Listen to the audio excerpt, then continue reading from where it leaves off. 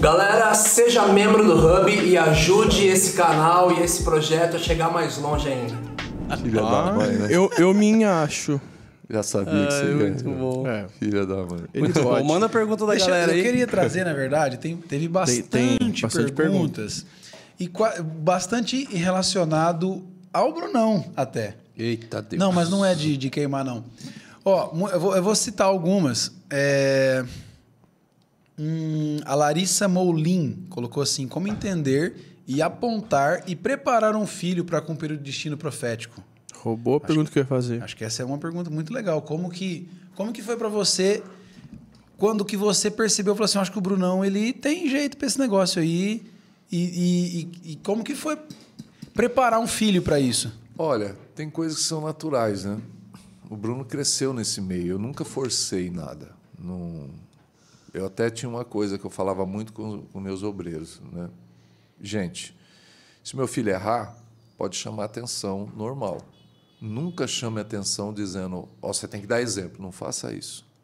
Eu sempre tive isso comigo. Meu filho pode errar como qualquer pessoa e tem que ser tratado. Não quero que você trate melhor, mas não quero também que vocês fiquem cobrando dele. Se tem alguma coisa errada, fale com a mãe dele, fale comigo, entendeu? Então era assim. Então ele era meio soltão nessa situação.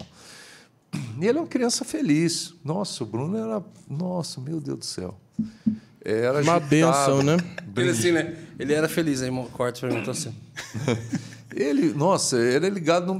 Ele era magrinho, cara, seco. Sério? Nossa. Ah, não é faz possível. tempo, hein? Não, é Por seco. dentro. Não, eu tenho imagem. Eu devia ter Na verdade, trazido. esse corpo aqui é propósito. Eu devia ter trazido fotos. Eu bobeei. É um eu devia jejum ter que trazido faz um- fotos. bispão. Devia. Eu ainda vou ver se eu mando umas fotos que vocês vão cortando as fotos. Não, ele vai colocar. Tem uma foto que eu tenho dele que ele vestia uma calça de Papai Noel que eu tinha. Ah, por favor. E ele dando um mortal, cara, com o Que pé isso? aqui em cima, assim, e o pezinho assim, mão Minha parada. vida era correr, bater o pé na parede Não, e virar pra trás. Subir em muro da mortal lá de cima. E a brincadeira dele era no cemitério da cidade, que era do lado. O que é isso? E ele ficava o dia inteiro no cemitério. Era um cemitério que era um... Não era daqueles de túmulo, Esconde-esconde né? era nas um covas, bosque. irmão.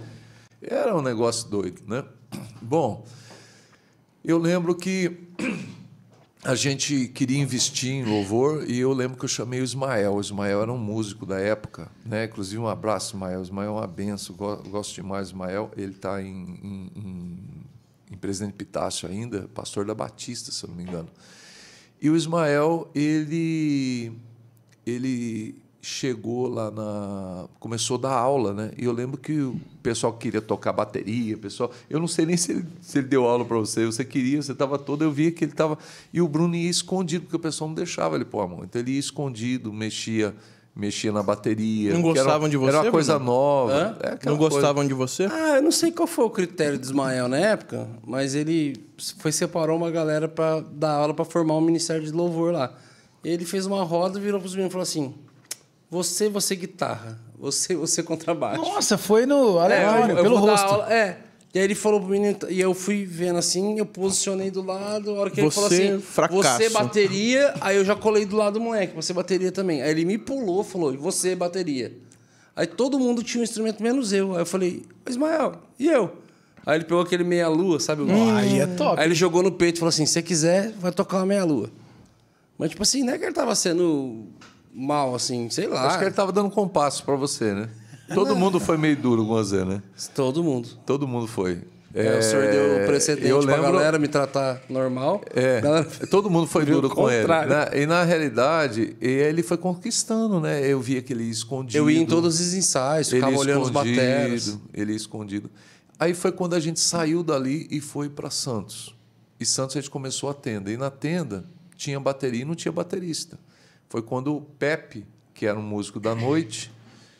ele começou a tocar com a gente. E o Pepe era aquele cara que tocava com músico famoso, tocava com o Fábio Júnior, tocava... E o Pepe colocou ele para tocar bateria.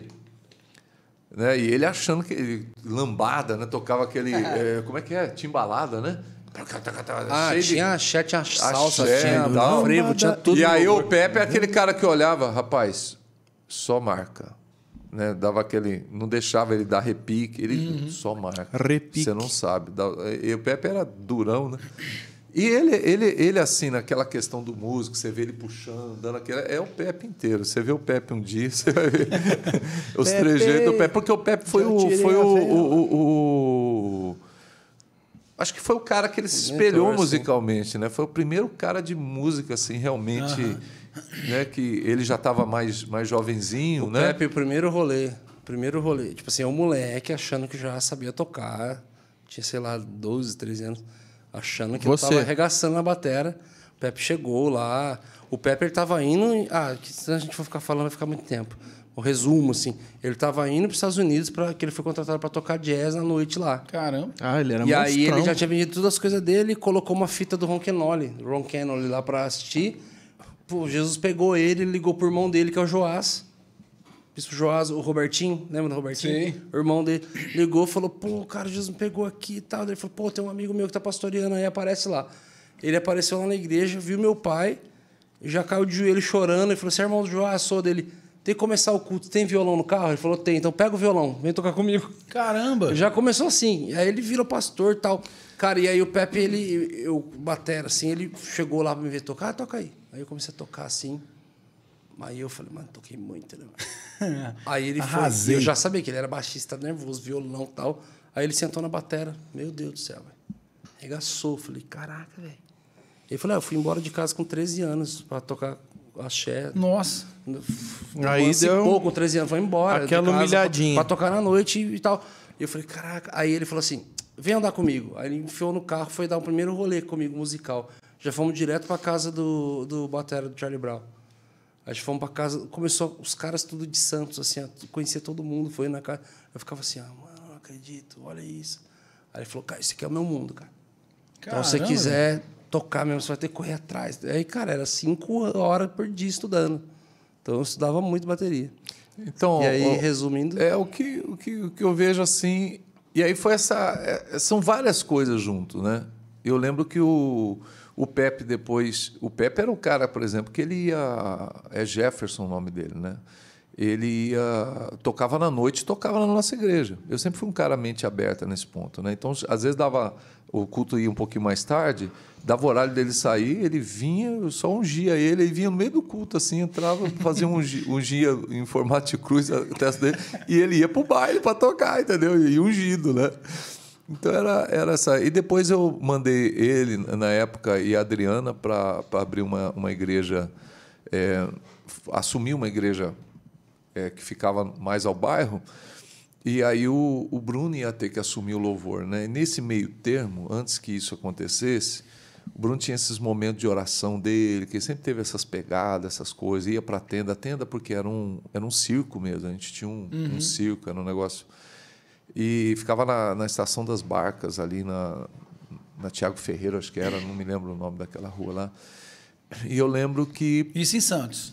Isso em Guarujá. Guarujá. O Santos atrás, né? O Porto de Santos, é tudo junto ali, né? E eu lembro que ele foi para lá e ele conta essa história, isso aí é mais pessoal dele, né? Que ele estava batucando no violão, né? E, de repente, alguma coisa, né? Falou para ele vir e toca, né? Alguma coisa assim. E aí foi pro chão, tive uma visão. Foi quando ele começou, né? Aí ele vai contar essa história melhor, mas ele começou e aí foi. Aí foi quando a gente veio para Fernandópolis e ele já assumiu. Sempre foi um passo assim, né?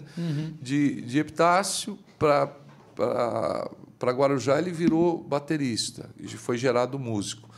De Guarujá para Fernandópolis ele foi gerado ministro de louvor e tocando violão. E aí a coisa é natural. Eu lembro que, bem perto dessa data também, eu tinha aprontado alguma lá, que eu não lembro qual foi. E aí o pai e a mãe estavam bem chateados comigo, bem triste, assim. Tá? O pai entrou no quarto, assim, falou, cara, eu tinha tua idade, cara, quando eu tive um encontro com Jesus, tinha tua idade, eu tomei a decisão, eu isso. É que você não queria ser mais crente, né? Eu acho que você procurou a gente... E você não queria ser mais crente. Porque, cara, quando eu era pequeno, a alegria do pai era ouvir... Todo mundo chegava, o que você quer ser quando crescer? Eu falava, quero ser pastor. Então, todo mundo pergunta para ele o que ele quer ser quando crescer. Pastor. Aí, a hora que a gente foi viver mesmo a vida hard, do pastoreio. pastor, difícil. Eu não Mano, quero, eu não. coloquei assim, falou, mano, é a última da lista da terra. Assim, Tô ó. sossegado disso aí. Não queria Última da ser. lista. É. Última da lista. Tipo assim, que eu quero ser. E Aí se ele- tiver opção morte, depois pastor... Cara, Aí eu ele- realmente não queria tal. Então eu fui criando meios e bloqueios. Aí ele não pra- queria ir mais na igreja, né? Eu cortei você, desculpa, Sim. mas ele não queria ir mais na igreja. Aí eu cheguei nele e eu lembro que eu levei uma real com ele. Falei, ó, eu fui para a igreja sozinho, meu pai e minha mãe não iam para a igreja. Então ninguém me forçou a ir para a igreja, eu também não vou te forçar, não.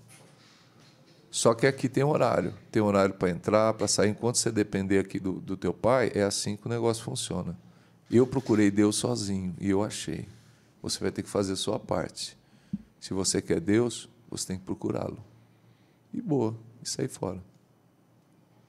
Caramba. E aí foi onde eu comecei a procurar. Aí foi, na verdade, onde Onde na 10 sequência eu anos quase depois- morri. Aí na ficou sequência eu doente, fiquei né? doentaço, fiquei 3 meses sem ir pra escola. Fiquei com um pulmão de 60 anos de idade, É uma fumante, situação brava. pulmão parando, paralisia respiratória, uma loucura. Aí bem nesse ápice aí que eu fui, que eu Inclusive, só para fui citar, encontrado. a Thaís Almeida colocou: já ouvimos o Brunão falar sobre ele estar mal e o pai orar e ele piorar. Como foi na visão dele? Que história é essa aí? Como foi na tua visão? Pai dessa não bênção? nada, é aquela coisa que os católicos dizem assim, né? É santo de casa não faz milagre. Mas é uma grande realidade. Eu não sei por quê, mas a gente... Eu sei. A gente Por quê? ora com fé mesmo, sabe? Fazia tudo certinho, as orações, repetia até a mesma oração, batia o pé no chão, fazia um Fazia do são, mesmo bebia jeito. água, consagrava, bebe, filho, agora Deus vai curar, agora está abençoada essa água. E às vezes ficava melhor, às vezes não, mas na grande maioria das vezes, ele exagera um pouquinho, mas na realidade... Normal. É o time do stand-up, gente. Vocês têm que entender. mas na realidade era assim mesmo, às vezes não acontecia. Mas a verdade- Aí chegava uma pessoa na igreja, tipo assim, do nada era curado de câncer. E lá em casa eu não conseguia resolver a parada do problema que ele tinha de asma lá, de sei lá o que era. Falava, traz o bronquite. balde. O cara vomitava um câncer no balde, assim. Era um negócio Caramba. doido. Então é uma coisa assim que... E não era falta de fé. Não dá para... Porque Mas eu na tinha verdade, fé. mas na Né? verdade o que eu fui entender depois não era por falta de fé ou falta de dom. Era que, na verdade, para o meu processo em Jesus, Precisava. eu não podia terceirizar o meu relacionamento com Deus através do dom dos meus pais. Então, tipo, se ele só orasse e desse certo, eu ia continuar levando a vida que eu estava levando, não querendo compromisso, não querendo nada sério. Eu só queria tocar e mais nada. E sempre Não, foi uma queria pegada. ser músico. Sempre Então, foi uma pegada dessa natureza, né? Sempre foi uma coisa que foi acontecendo, a gente impulsionando, mas algo que aconteceu muito naturalmente, né? Organicamente, que a gente fala, né?